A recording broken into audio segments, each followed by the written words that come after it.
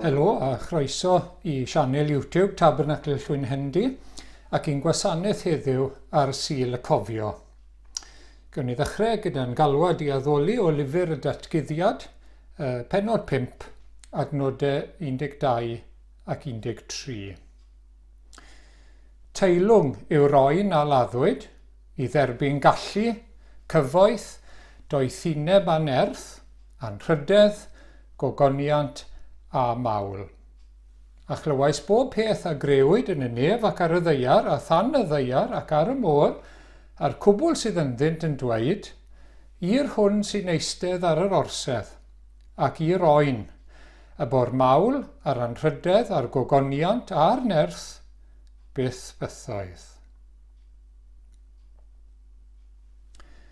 Gawn ni droi nawr at ein hemyn cyntaf, Hosanna, Halleluia, fe annwyd brawd i ni.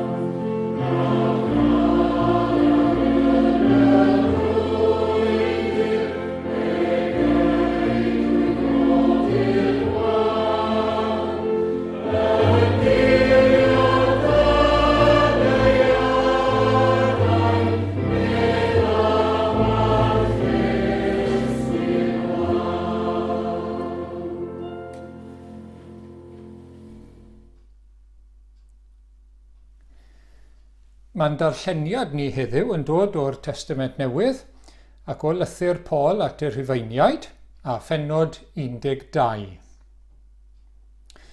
Am hynny, rwyf yn ymbil arnoch, frodyr, ar sail tosturiaethau Duw, i'ch offrymu eich hunain yn aberth byw, sanctaidd a derbyniol gan Dduw. Felly y rhowch iddo addoliad ysbrydol.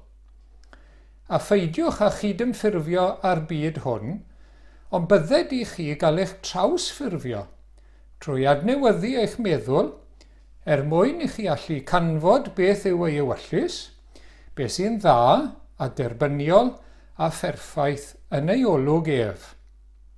Oherwydd yn rhinwedd y gras y mae Duw wedi ei roi i mi, rwyf yn dweud wrth bob un yn eich plith, am beidio ei gyfrif ei hun yn well nag y dylid ei gyfrif, ond bod yn gyfrifol yn ei gyfrif ac yn gyson ar mesur o ffydd y mae Duw wedi ei roi i bob un.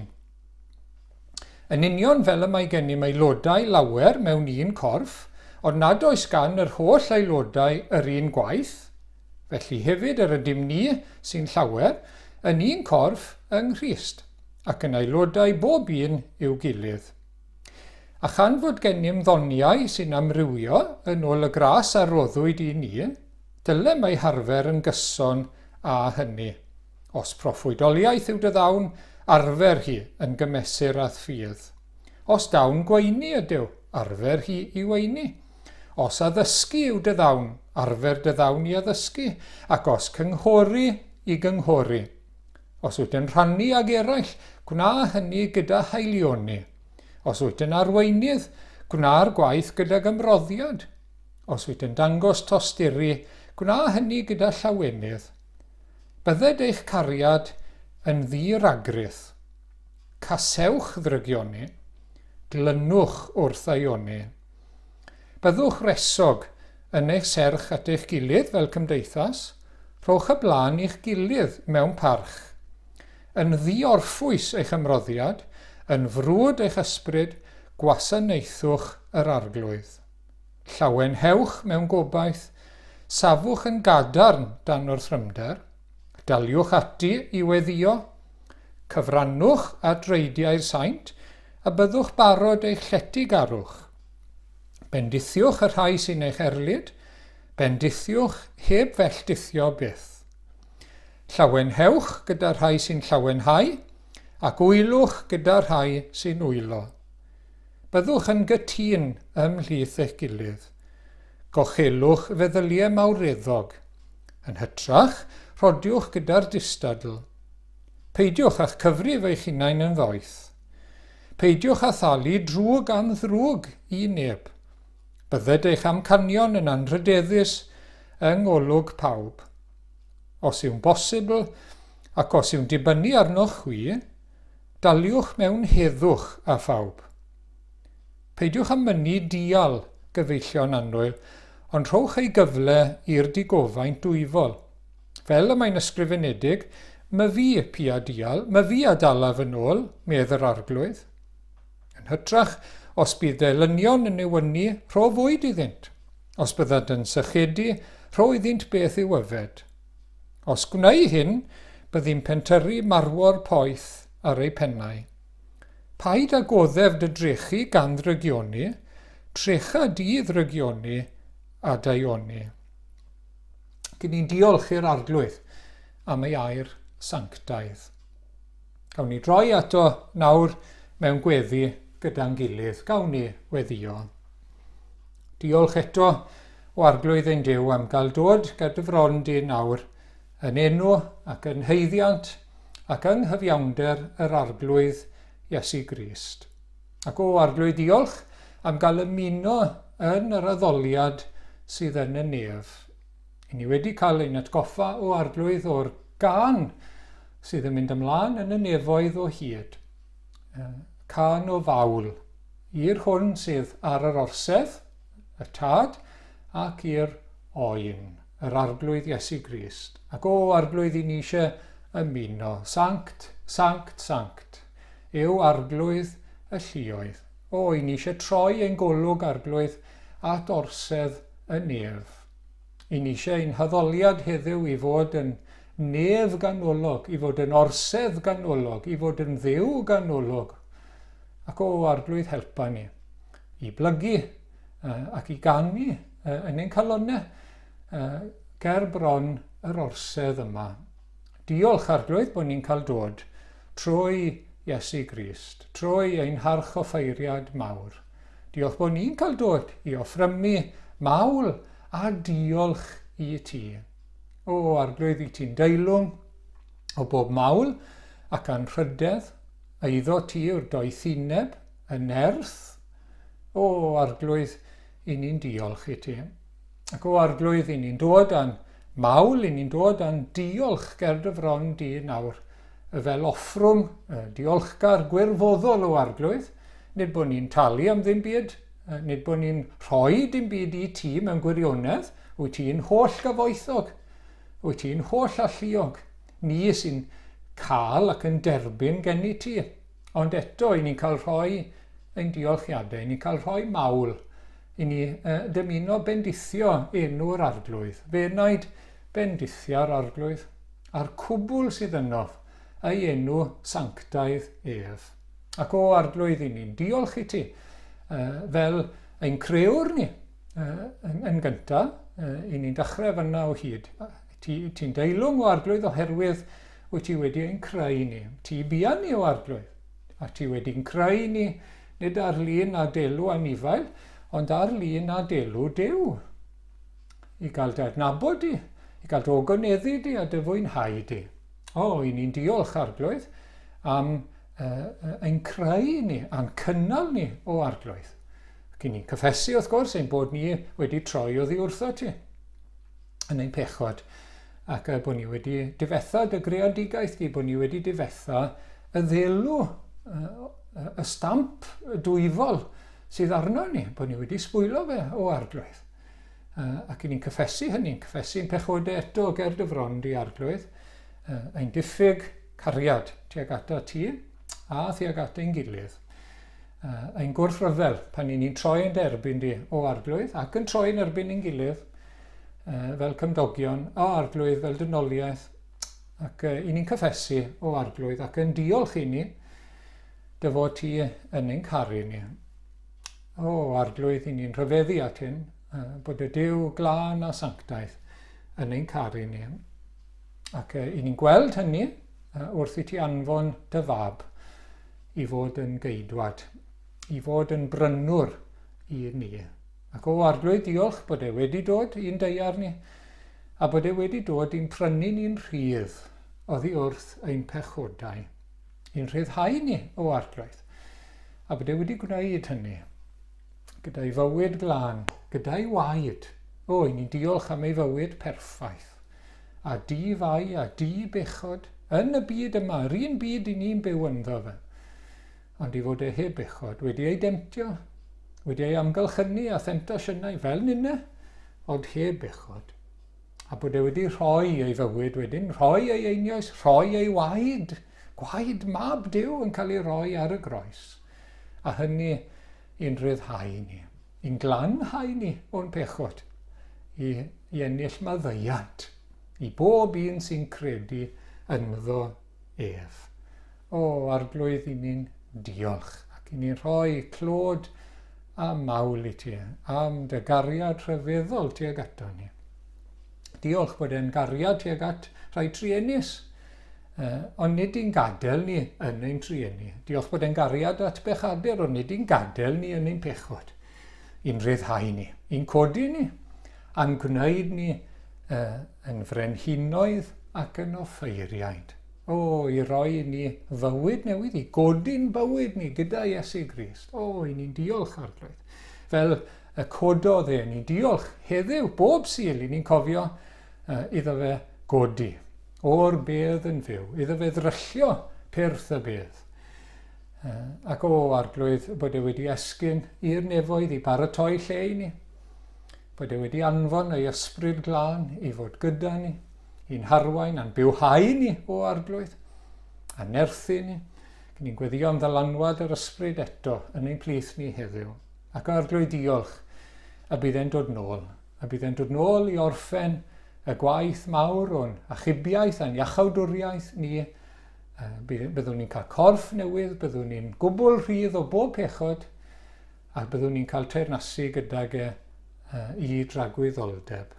A cael bod yn debyg iddo fe, bydd stamp Duw, bydd stamp Iesu Grist nôl yn amlwg arno ni.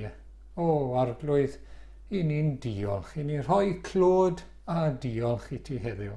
Ac felly, bendithia ni o Arglwydd, a diolch am y cyfle nawr i gofio yr Arglwydd Iesu. Bydd llawer yn cofio rhai a gollwyd mewn brwydrau o Arglwydd, ac bydd arian yn cael ei roi i geisio helpu teuluoedd a rhai sydd yn dioddau oherwydd rhyfeloedd Arglwydd, y gost fawr. Ac Arglwydd wyt ti wedi dweud wrthon ni y bydd rhyfeloedd a sôn am rhyfeloedd tan y diwedd. Ond i ni'n diolch am bob mesur o heddwch. Ni'n gweddio bydd heddwch yn parhau yn ein gwlad ni ac mewn llawer i'w wlad arall Arglwydd. Diolch bod ti'n un sy'n rhwystro rhyfeloedd, i ni'n diolch.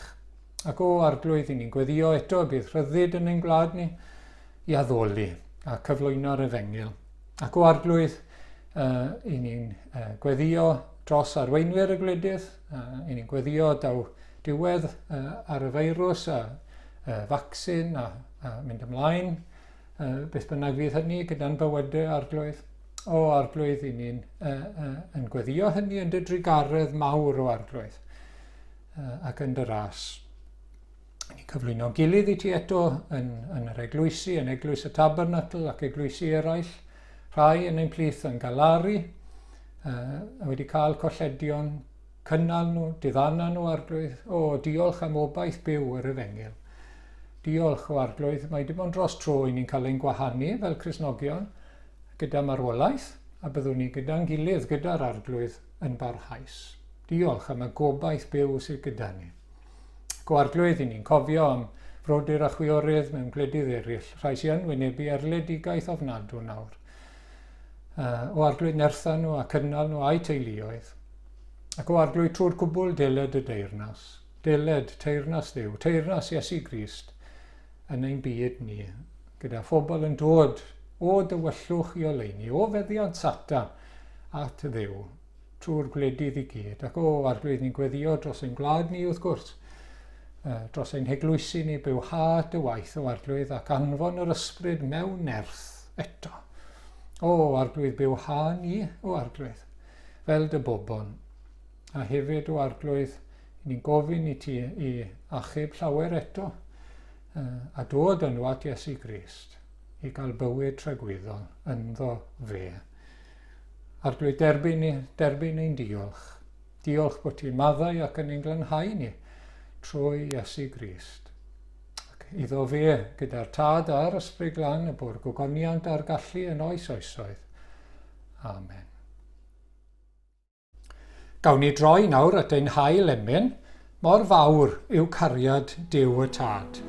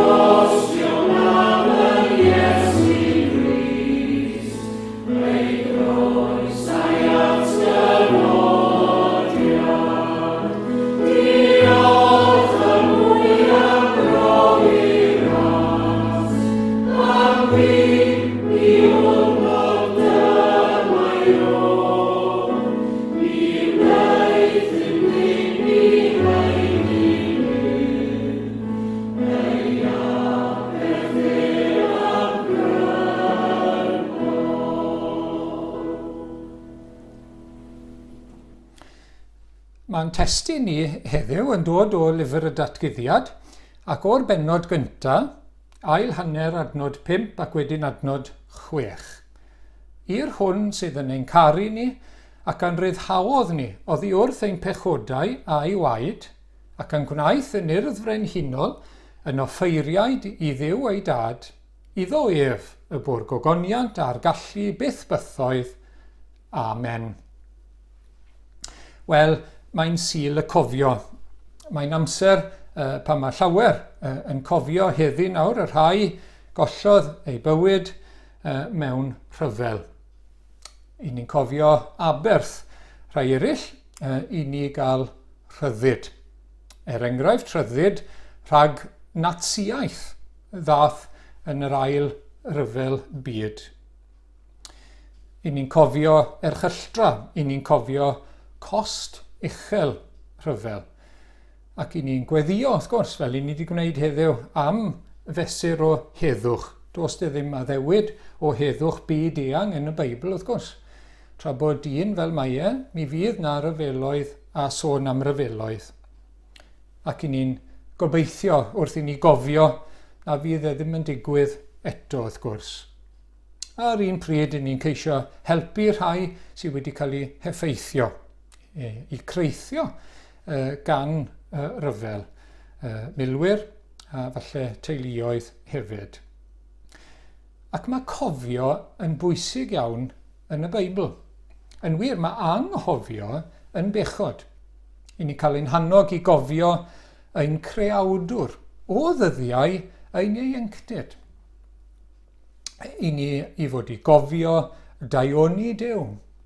Ac mae thema trwy yr Hen Testament i gofio fel oedd Duw wedi achub ei bobl o'r Aifft ac o fywyd caled iawn a dod â nhw i'w gwlad eu hunan yn Israel, lle mae nhw o hyd heddiw.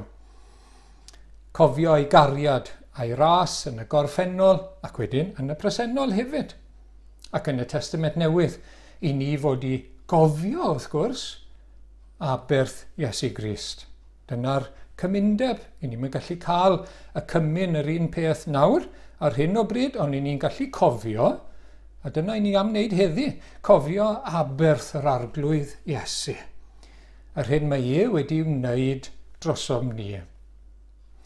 Ac mae llyfr y Datguddiad yn llawn caneuon mawl, caneuon bach o fawl, fel y testun sydd gyda ni heddi, a gawson ni un arall yn yr alwad i addoli, a maen nhw'n cryfhau a gweud y gwir wrth fynd ymlaen. A maen nhw'n bwysig iawn yn ein haddoliad ni. Iddo fe, un Duw ni, i'r oen, ac i'r arglwydd Iesu fan hyn, iddo fe y bwr gogoniant a'r gallu byth bythoedd. Ac i ni'n gweld yn llyfr y Datguddiad, dyna waith mawr y nef nawr, yr angylion, y bodau nefol a'r saint, addoli Duw y tad a'r oen. A dyna y canolbwynt, dyna ffocws y nefoedd. Yw yr orsedd, Duw yw'r ffocws, yr arglwydd Iesu yw'r ffocws. Ac ato fe, mae'r mawl a'r gogoniant i gyd. Ac wrth gwrs mae hwnna'n help i ni nawr, fel Cristnogion ar y ddaear. Dyna ddyle fod yn ffocws i'n bywydau ni felly. Bod yr orsedd yn y canol, bod Duw yn y canol, bod yr arglwydd yn y canol, bod ein holl fywyd ni, ein meddwl ni, ein meddyliau ni, ein geiriau, ein gweithredoedd ni, yn clodfori yr arglwydd Dduw, y tad, y mab a'r ysbryd glân, wrth gwrs. A phob tro yn y Beibl, i ni'n cael ein harwain, ein hannog i addoli yr arglwydd, i ni'n cael resymau am hynny. Fan hyn, cariad Iesu Grist, sef cariad Duw, yr un yw, wrth gwrs, sydd wedi ein rhyddhau o'n pechodau trwy ei aberth ar y groes, a'n gwneud ni yn frenhinoedd ac yn offeiriaid i Dduw. Wel nawr, newn ni ddweud chydig bach am y cariad. Mae yna gymaint i'w ddweud, ond i ddechrau mewn gariad yn y presennol. Iddo ef, a mae'r cyfieithiad newydd a Bible.net yn gywir, sydd yn ein caru ni. Mae'r arglwydd Iesu yn fyw. Na beth ni'n gweld fan hyn. Mae'n fyw mewn gogoniant yn y nef. Mae'n berson real, byw. Mae wedi dod i'n byd ni ac i'n deiar ni, a mae hynny'n rhyfeddod, fe ddath i'n byd ni fel y mae heddi. Yr un oedd y byd, oedd na dechnoleg gwahanol neu dim technoleg, ond yr un oedd y byd pan ddath Iesu Grist iddo fe. Yn fyd o ryfel, yn fyd o dwyll a triciau gan arweinwyr, yn fyd oedd yn gallu bod yn greulon ac yn llawn dioddefaint. Byd syrthiedig. Ond mi ddath yn berson, un deiar ni, gafodd ei eni ym Methlehem, a mi ath i'r groes i Golgotha, a mi gododd e'r trydydd dydd, o'r bedd yn fyw, a mi gododd lan wedyn ni, mewn 40 diwrnod i'r nefoedd, sgynnodd lan i'r nefoedd. Mae e'n rhywbeth hanesyddol, hanes Iesu Grist, a nawr mae e yn y nef, mae e'n teyrnasu yn y nef, mae'n lliwio y byd, ac mae'n paratoi lle ar ein cyfer ni, mae'n ymbil trosom ni yn y nef fel ei bobl. A nawr mae e wedi gwneud hyn i gyd, a mae yn gwneud hyn i gyd o gariad. Cariad. Ac wrth gwrs, oedd e'n ein caru ni cyn dod i'r byd. Dyna pam ddath e. Canisfellu y carodd Duw y byd fel y roddodd e fe. Ac wrth gwrs, canisfellu y carodd y mab y byd fel y ddath e.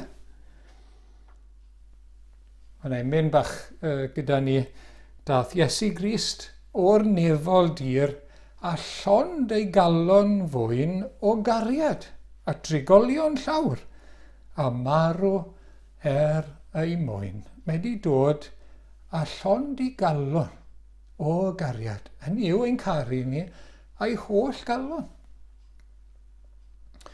Ac mewn cariad oedd e'n cyhoeddi bod teyrnas Dduw wedi dod.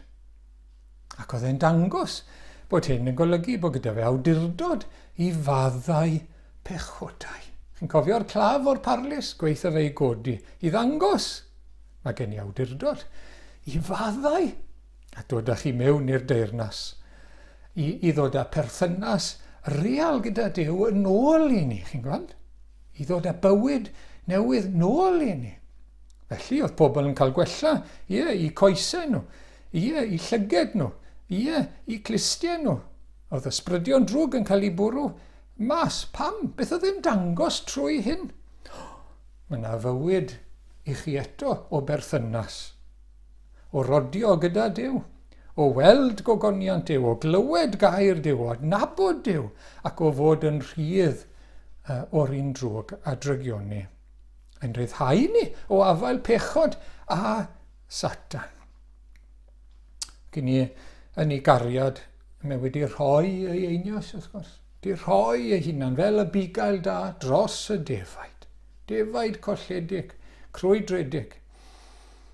Ac yn ei gariad, mae'n derbyn pob un sy'n dod ato fe. Pob un yn ddieithriad.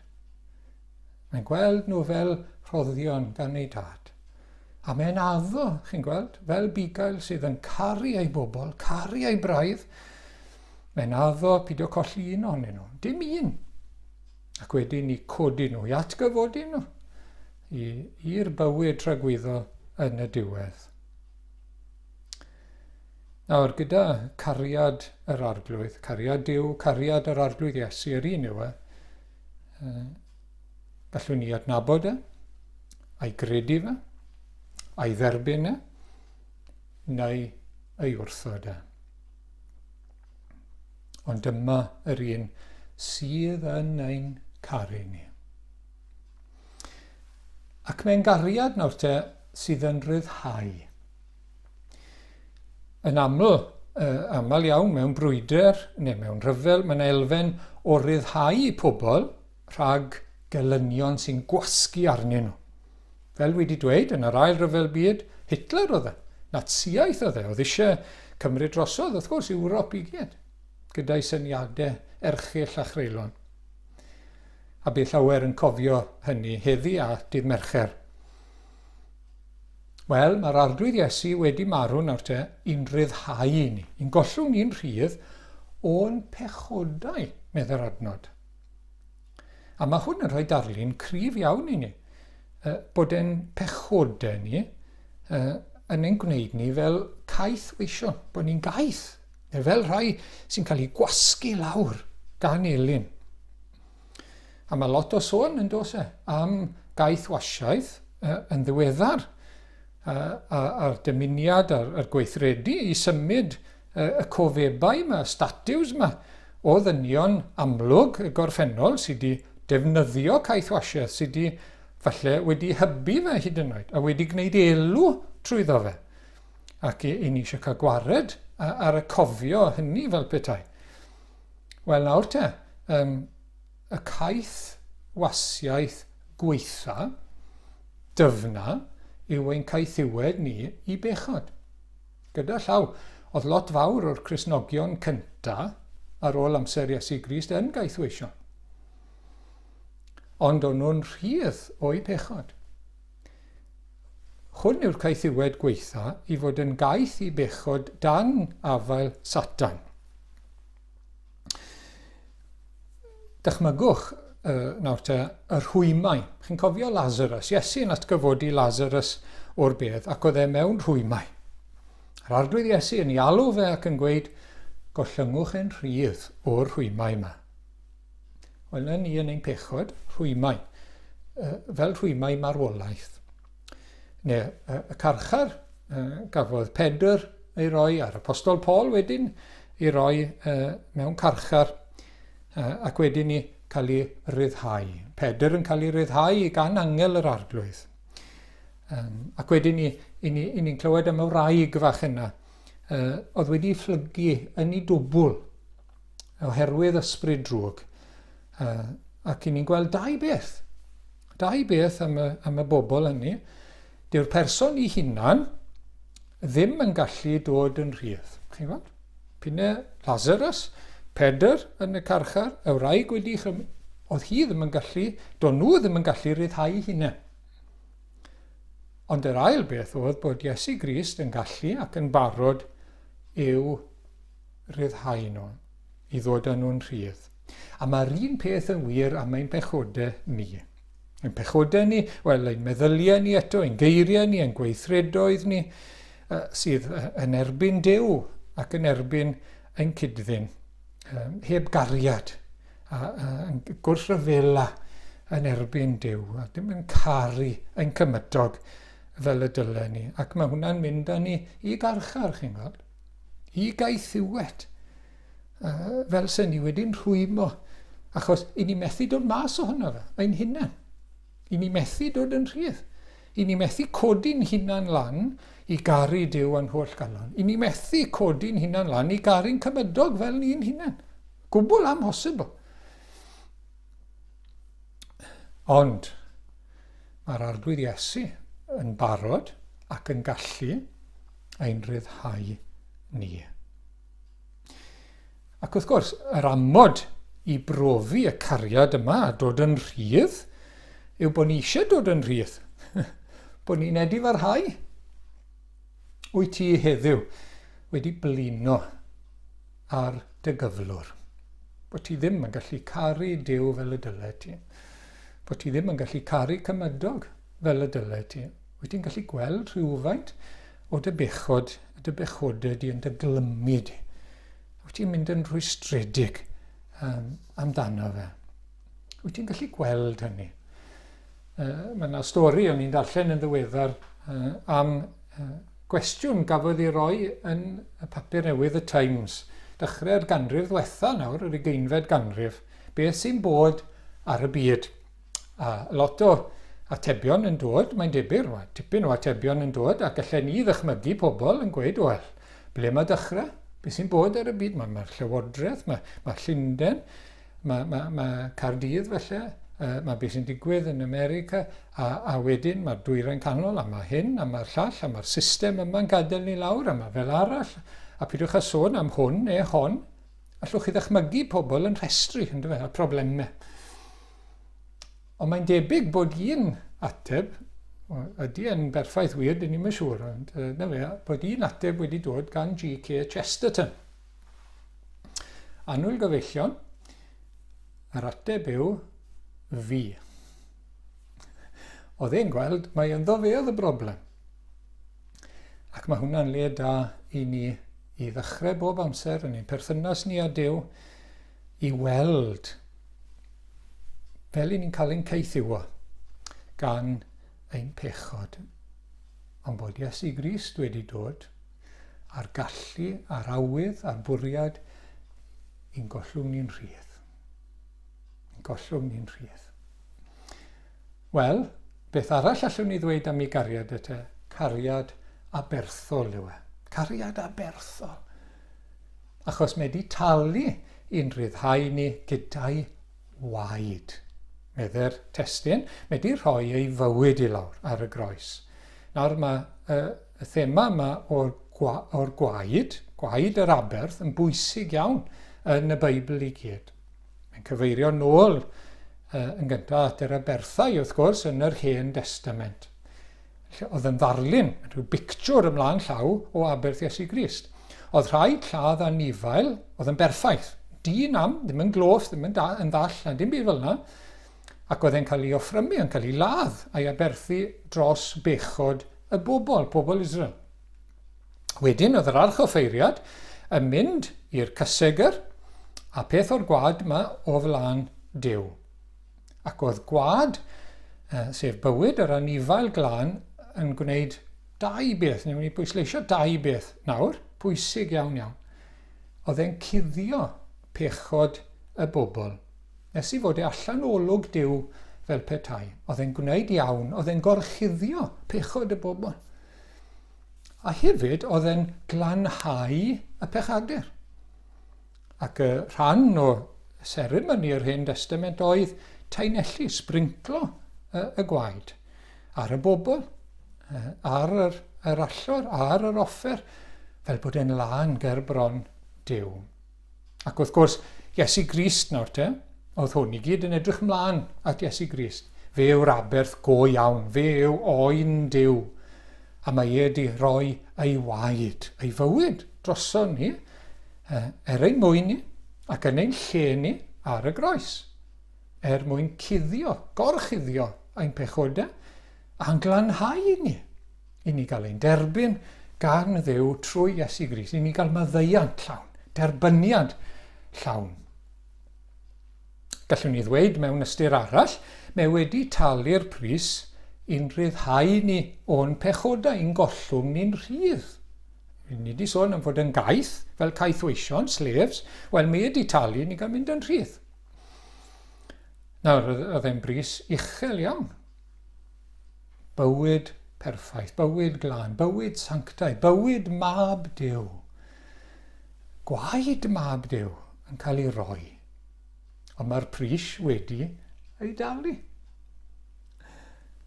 A mae wedi roi e. Yr arglwydd Iesu wedi roi ei fywyd yn gwbl fodlon. Dyw e ddim yn gybydd, chwel. Dyw Duw ddim yn gybydd na'r arglwydd Iesu. Mae wedi roi ei hunan drosom ni yn ei gariad. Yn ei gariad anfeidrol. A'n braint ni wrth gwrs yw derbyn ei gariad. Derbyn ei gariad a'i dderbyn ef. Mae yna hanes hyfryd iawn. Bydd rhai o'ch chi wedi glywed o'r blaen am Abraham Lincoln yn America, wrth gwrs. Un diwrnod yn mynd i auction. Ond auction nawr caethweision, slaves. Ac oedd rhyw berchenog, cyfoethog, plantation oedd gydag e, ac oedd e wrthi yn budio am ryw ferch ifanc, chi'n gweld. Ac oedd e'n gweld, oedd e ddim yn licio golwg y dyn yma. Oedd e'n ame bod e'n mynd i'w ffrynu a'i chamdrin hi. Felly mi dalodd e'r pris llawn iddi gael mynd yn rhydd. Ac oedd hi methu credu'r peth, ac oedd dyma'n dod ato fe a'r dagre yn llifo lawr i gryddiau. Ydw i'n cael mynd nawr lle wy'n dewis? Wyt, wyt ti'n rhydd meddwl fe wrthi? Ydw i'n cael mynd gyda phwy bynnag dwi'n dewis? I ble bynnag? Wyt, ti'n gwbl rhydd. Wel, ga i ddod gyda chi, meddai wrth Abraham Lincoln, ga i ddod gyda chi. Wel, dyna fe, dyna beth mae'r arglwydd Iesu wedi wneud drosom ni. I ni'n rhydd. Gallwn ni fod yn gwbl rhydd o'n pechodau o'i dderbyn ni, derbyn y taliad a mynd gydag e.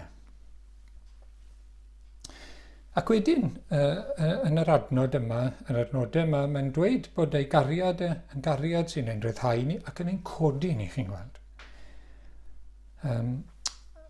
Mae rhyddid yn dod wrth droi at Iesu Grist, a'i dderbyn e'n waredwr, yn achubwr a'n harglwydd ni, yn brenu ni, a mae'n addo'n gwneud ni nawr te, i ni'n darllen yn urdd frenhinol ac yn offeiriaid, yn frenhinoedd ac yn offeiriaid. I ni'n cael ein galw'n syth wrth dderbyn yr arglwydd Iesu yn blant Duw. I ni'n blant y brenin, chi'n gweld. Ac mae hynny'n golygu bod ni'n cael gosgordd retiniw. I'n gwarchod yn cadw, mae gan y brenin neu'r frenhines bobl, mae gen i security, mae gen i bobl yn ei gwarchod ac yn gwasanaethu ac yn y blaen. A mae gyda ni hefyd yr angylion, gweision y palas nefol. I ni'n mynd i etifeddu y ddeiar a gogoniant y nef. Mae'r cwbl i ni trwy Iesu Grist.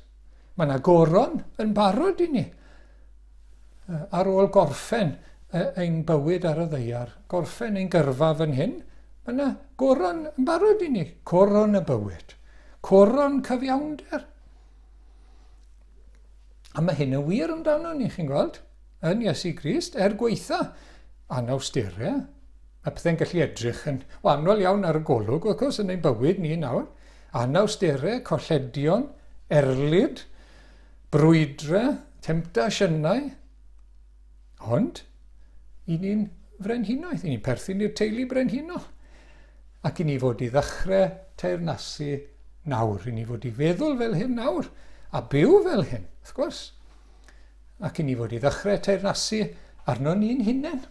Ac ar ein pechodau ni. Dyma beth i ni'n darllen yn y 6 bennod o lythyr Paul at yr Rifeiniaid adnod 12. Felly nid yw pechod i deyrnasu yn eich corff marwol a'ch gorfodi i fyddhau i'w chontau. Nid pechod sy'n teyrnasu arno ni nawr, ond ni yn teyrnasu trwy Iesu Grist ar ein pechod. I ni wedi cael ein ryddhau o'r hen fywyd, i ni'n rhydd yn Iesu Grist. I ni wedi cael bywyd newydd, bywyd rhydd, bywyd gyda rhyddid i beidio a phechu. Darlun arall gan yr Apostol Paul yw bod ni wedi cael gwisg brenhinol. Dillad newydd, brenhinol, ysblennydd. Ac mae'r anogaeth ganddo fe, mae'n sgrifennu at y Colosiaid, pennod 3 o'r Colosiaid, adnod 5, 8 a 9, ac mae'n dweud wrthyn nhw, mae'n dweud wrthyn ni'r un pryd fel Cristnogion nawr, i wneud bant ar hen ddillad oedd ni, yn ein pechod yn cael ddiwedd a gwisgo dillad newydd. Hynny yw bywyd newydd. Tynwch bant ar hen, meddwl fe, a dyma nhw, dyma'r hen ddillad, anfoesoldeb rhywiol, amhirdeb, nwyd, blis, trachwant, sydd yn eilyn addoliaeth, a mae'n mynd mlaen wedyn, digofaint, y tymer mawr, llyd, drwg deimlad, cabledd, bryntni o'ch gennau, pidwch a dweud celwydd wrth eich gilydd, gan eich bod wedi diosg, chi wedi tynnu bant yr hen natur ddynol, ynghyd â'i gweithredoedd. A wedyn mae'n mynd mlaen, gwisgwch y dillad newydd sydd gyda chi. Chi'n blant y brenin. Tynerwch calon, caredigrwydd, gostyngeidrwydd, addfwynder ac amynedd. Goddefwch eich gilydd a maddeuwch eich gilydd os bydd gan rhywun gwyn yn erbyn rhywun arall. Fel y maddeiodd yr arglwydd i chwi, felly gwnewch hithau. Dros y rhain i gyd gwisgwch gariad sy'n rhwymu'n perfeithrwydd. Bydde di dangnefedd Crist lywodraethu yn eich calonnau. I hyn y cawsoch eich galw yn un corff, a byddwch yn ddiolchgar. Bydde di air Crist breswylio ynoch yn ei gyfoeth. Wel, dyna'r dillad newydd, dyna'r dillad brenhinol, fel na ni'n dechrau teyrnasu nawr, trwy nerth yr arglwydd. Mae air yn ein harwain ni, a mae'r ysbryd glân yn ein nerthu ni. I ni fod i fyw mewn glendid. I ni fod i fyw mewn tangnefedd. Bod Duw gyda ni. Bod yr arglwydd o'n plaid ni. Ac wedyn ni, i ni fod i gael gair ar arglwydd yn fyna, yn trigo hyd yn ein meddwl ac yn ein calonau ni. I ni'n dechrau teyrnasu nawr.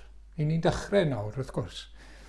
Ond byddwn ni'n teyrnasu yn llwyr, gyda'r arglwydd, pan fyddwn ni gydag pan fydd wedi dod nôl, ac wedi sefydlu ei deyrnas ger bron pawb yn y diwedd. Ac wedyn ni ein offeiriaid. Oedd yr offeiriaid, wrth gwrs, yn cael dod yn agos at Dduw a ran y bobl. Mae pob Cristion yn offeiriad. Pob un yn cael dod at orsedd Duw fel plentyn yn dod at ei dad yn y nef. Mae'n cael dod yn hyderus trwy Iesu Grist i ofyn am drigaredd a gras pan mae e mewn angen amdano fe, sef o hyd wrth gwrs. Wedyn, ni'n cael gweddio dros ein gilydd. Ni'n cael y fraint o weddio dros ein gilydd yn Eglwys Iesu Grist, dros gymdogion, dros teuluoedd, dros y byd. Ni'n cael arweinwyr y gwledydd, i ni fod i weddio dros dyn nhw. Mae gyda ni'r fraint o wneud hynny. Hefyd, wrth gwrs, oedd yr offeiriaid yn dod ag offrymau ger bron Duw. Nhw oedd yn dod ar offrwm, nhw oedd yn dod ar aberth. Ac i ni'n cael gwneud hynny. I ni'n cael dod ag offrwm o addoliad, o fawl a diolch a gwasanaeth i'r arglwydd. I ni'n cael offrymu ein hunain a'r allor ei wasanaeth Ac mae hwn yn dda. Dyna pam oedden ni'n darllen o'r llythyr at yr Rufeiniaid pennod 12. Dylen ni weld ein holl fywyd ni fel offrwm o fawl a diolch i'r arglwydd. Mae gyda ni gyfle yn ein bywyd. Mae gyda ni fywyd newydd nawr fel plant Duw, fel plant y brenin, fel pobl Iesu Grist. I ni'n rhydd nawr i wasanaethu yr arglwydd. Mae gyda ni gyfle i fendithio yr arglwydd ac i fendithio'n gilydd yn cymdogion a hyd yn oed yn gelynion. Yn yr Hen Testament, oedd yr arch offeiriad yn gwisgo penwisg arbennig o aur ac oedd ysgrifen arno fe sanctaidd i'r arglwydd. A fel yna, i ni fod i weld ein bywyd ni nawr. Mae'r penwisg neu fod gyda ni bob amser, chi'n gweld. Os i ni'n gwasanaethu yn Eglwys Iesu Grist, mae'r cwbl, nid i fi, i ryw safle i fi, ond i'r arglwydd. Wrth fyw yn ein cartre, wrth fagu ein plant a meithrin ein teuluoedd, a byw gartre, y cwbl yn sanctaidd i'r arglwydd. Wrth wneud yn gwaith, bob dydd, hyd yn oed weithiau pan ni heb waith fel sy'n digwydd ar hyn o bryd, yn bywyd ni i'r arglwydd. Wrth i ni wario ein harian ni mwyn yr arglwydd. Wrth i ni dreulio ein hamser rhydd mwyn yr arglwydd. Wrth fod yn iach gyda'n iechyd ni, neu hyd yn oed y dyddiau pan ni wedi colli iechyd. Mae'r cwbl i'r arglwydd. Mae popeth i ni'n sanctaidd, i ni'n bobl yr arglwydd, a mae'n bywyd ni i'r arglwydd. Dyna bwrpas a'r uchel i'n bywyd ni nawr. I ni'n offeiriaid nawr. A'r cwbl yn cael ei offrymu iddo fe, yw ogoniant yw wasanaeth ef. Wel, i ni'n diolch heddi am gael cofio yr arglwydd Iesu Grist. Diolch am ei gariad sydd fel fe ei hunan. Does dim dechrau, does dim diwedd. Does dim mesur, wrth gwrs, a mae yn y presennol. Diolch i fod e'n gariad aberthol, bod wedi rhoi ei wad i'n rhyddhau ni. O'n pechodau, a'n gwneud ni, yn codi ni yn frenhinoedd ac yn offeiriaid gydag e. Mae'n golygu maddeuant, llwyr a llawn a bywyd newydd. Diolch y gallwn ni ddechrau teyrnasu nawr arno ni'n hunain, ar ein pechodau, trwy nerth Iesu Grist. Diolch bod ni'n gallu gwasanaethu Duw a dynion yn ein bywyd newydd fel Cristnogion. Wyt ti heddiw wedi adnabod a chredu cariad yr arglwydd? Wyt ti wedi troi ato fe i gael dollwng yn rhydd o dy bechodau di, i ddod yn fab neu'n ferch i'r brenin? Ac wyt ti a fi fel Cristion heddiw yn byw fel rhai sy'n dechrau teyrnasu ac fel offeiriaid i Dduw trwy nerth yr arglwydd Iesu Grist. Diolch iddo fe ac iddo fe yn wir sydd yn ein caru ni ac yn ryddhaodd ni oddi wrth ein pechodau a'i waed, gyngwraeth yn urdd frenhinol yn offeiriaid i Dduw ei dad, iddo ef y bwr gogoniant a'r gallu byth bythoedd. Amen.